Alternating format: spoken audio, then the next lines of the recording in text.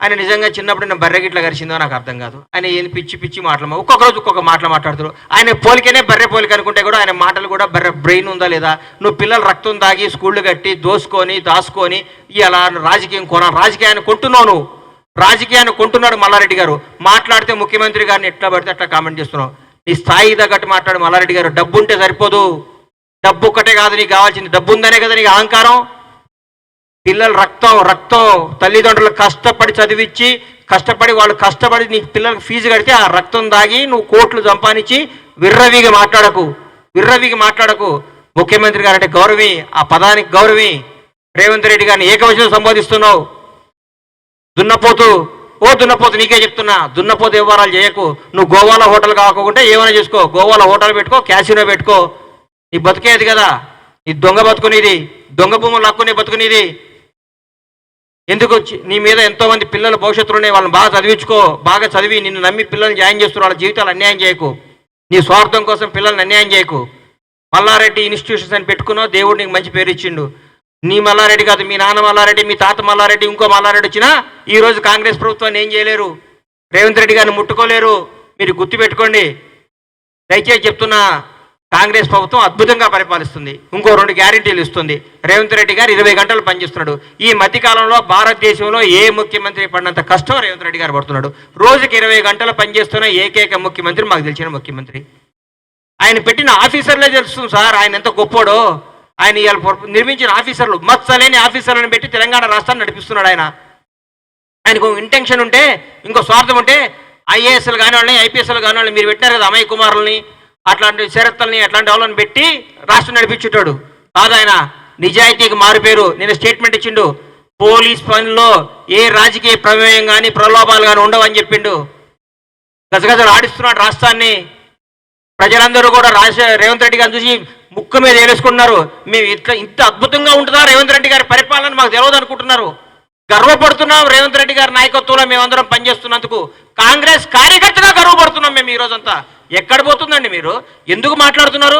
ఈరోజు చెప్తున్నా, BRS party అనేది నిజంగా ఇక లేదు, రాబోదు కూడా. ఎందుకంటే రాబోయేది, జరగబోయేది కాంగ్రెస్ వర్సెస్ బీజేపీ పోటీ ఉంటుంది. మిమ్మల్ని మర్చిపోయాం, మీ శకం ముగిసిపోయింది.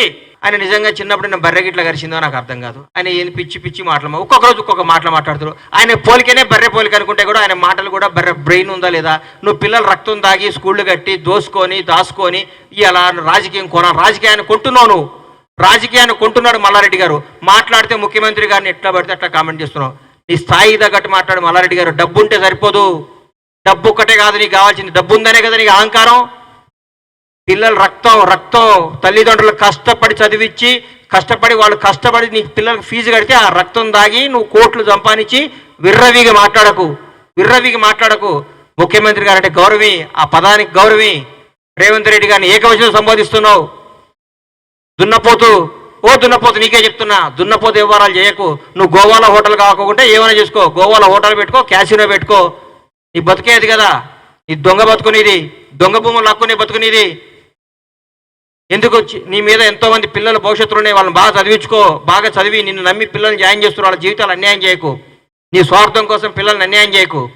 మల్లారెడ్డి ఇన్స్టిట్యూషన్స్ అని పెట్టుకున్నావు. దేవుడు నీకు మంచి పేరు ఇచ్చిండు. నీ మల్లారెడ్డి కాదు, మీ నాన్న మల్లారెడ్డి, మీ తాత మల్లారెడ్డి, ఇంకో మల్లారెడ్డి వచ్చినా ఈరోజు కాంగ్రెస్ ప్రభుత్వాన్ని ఏం చేయలేరు. రేవంత్ రెడ్డి గారిని ముట్టుకోలేరు. మీరు గుర్తుపెట్టుకోండి. దయచేసి చెప్తున్నా, కాంగ్రెస్ ప్రభుత్వం అద్భుతంగా పరిపాలిస్తుంది. ఇంకో 2 గ్యారెంటీలు ఇస్తుంది. రేవంత్ రెడ్డి గారు 20 గంటలు పనిచేస్తున్నాడు. ఈ మధ్యకాలంలో భారతదేశంలో ఏ ముఖ్యమంత్రి పడినంత కష్టం రేవంత్ రెడ్డి గారు పడుతున్నాడు. రోజుకి 20 గంటలు పనిచేస్తున్న ఏకైక ముఖ్యమంత్రి మాకు తెలిసిన ముఖ్యమంత్రి. ఆయన పెట్టిన ఆఫీసర్లే తెలుస్తుంది సార్ ఆయన ఎంత గొప్పోడో. ఆయన ఇవాళ నిర్మించిన ఆఫీసర్లు, మత్సలేని ఆఫీసర్లను పెట్టి తెలంగాణ రాష్ట్రాన్ని నడిపిస్తున్నాడు. ఆయనకు ఇంటెన్షన్ ఉంటే, ఇంకో స్వార్థం ఉంటే ఐఏఎస్లు కాని వాళ్ళని, ఐపీఎస్లు కాని వాళ్ళని మీరు పెట్టినారు కదా, అమయ్ కుమారుల్ని, అట్లాంటి శరత్తుల్ని, అట్లాంటి వాళ్ళని పెట్టి రాష్ట్రం నడిపించుంటాడు కాదు. ఆయన నిజాయితీకి మారుపేరు. నేను స్టేట్మెంట్ ఇచ్చిండు. పోలీస్ పనిలో ఏ రాజకీయ ప్రమేయం కానీ ప్రలోభాలు కానీ ఉండవని చెప్పిండు. గజగజలు ఆడిస్తున్నాడు రాష్ట్రాన్ని. ప్రజలందరూ కూడా రేవంత్ రెడ్డి గారిని చూసి ముక్కు మీద ఏలేసుకుంటున్నారు. మేము ఇంత అద్భుతంగా ఉంటుందా రేవంత్ రెడ్డి గారి పరిపాలన మాకు తెలియదు అనుకుంటున్నారు.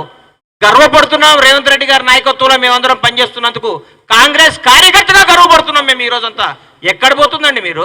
ఎందుకు మాట్లాడుతున్నారు? ఈ రోజు చెప్తున్నా, బీఆర్ఎస్ పార్టీ అనేది నిజంగా ఇక లేదు, రాదు, రాబోదు కూడా. ఎందుకంటే రాబోయేది, జరగబోయేది కాంగ్రెస్ వర్సెస్ బీజేపీ పోటీ ఉంటుంది. మిమ్మల్ని మర్చిపోయాం, మీ శకం ముగిసిపోయింది.